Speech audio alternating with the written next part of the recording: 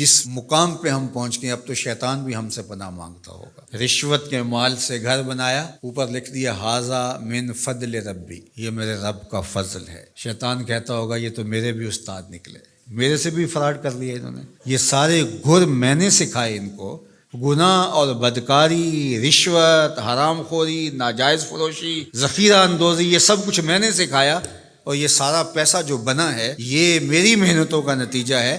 تو اوپر اس نے میرے سے بھی فراڈ کر دیا، لکھ دیا ھذا من فضل ربی، یہ میرے رب کا فضل ہے۔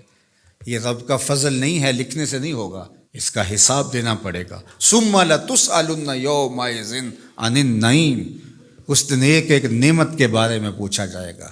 جو ٹھنڈا پانی پیا ہے اس کا بھی سوال ہوگا کہاں سے آیا۔ مال کے بارے میں 2 سوال ہوں گے۔ حدیث پاک میں آتا ہے لا تزول قدم عبد یوم القیامہ حتی یسأل عن 4، قیامت کے دن اللہ بندے کے قدم اپنے سامنے سے ہٹنے نہیں دے گا جب تک اس سے 4 سوال نہیں پوچھ لے گا۔ عن عمرہ فیما افناہ، عمر کے بارے میں پوچھے گا کہاں گزاری۔ عن شبابہ فیما ابلاہ، اس کی جوانی کے بارے میں پوچھے گا کہ جوانی بسر کہاں کی، جوانی کے ایام کیسے گزارے، مستانی ہوتی ہے۔ اللہ اکبر، تیری وہ مست جوانی چوکوں چوراہوں میں گزری یا تہجد کے سجدوں میں گزری؟ اور مال کے بارے میں 2 سوال ہیں، وہ کیا؟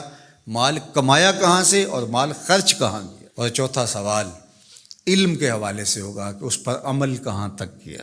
عالم تو بہت بڑے ہو، واز تو بڑا اچھا کہتے ہو، لوگوں کے رونگٹے کھڑے ہو جاتے ہیں، لوگ واہ واہ کہتے ہیں، جب تم آواز اٹھاتے ہو اس کا جادو جاگتا ہے اور لوگ مست ہو کے جھومنے لگتے ہیں، علمی نکتے بیان کرتے ہو تو کمال کر دیتے ہو، تمہیں فر عربی بولنی آتی ہے، مختلف زبانوں کے ماہر ہو، لوگوں کے نفسیات کے اوپر کیسے قابض ہونا اچھی طرح سے تم جانتے ہو، لفظوں کا ذخیرہ تمہارے پاس ہے، جملے ہیں، ترکیبیں ہیں، بات کرنے کا سلیقہ ہے، ڈھب ہے، اچھوتے مضامین بیان کرتے ہو، انوکھے عنوان منتخب کرتے ہو، پھر دلائل کے انبار لگا دیتے ہو۔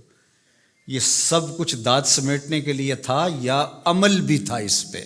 قیامت کے دن پوچھا جائے گا کہ جو علم سیکھا تھا اس پر عمل کہاں تک کیا۔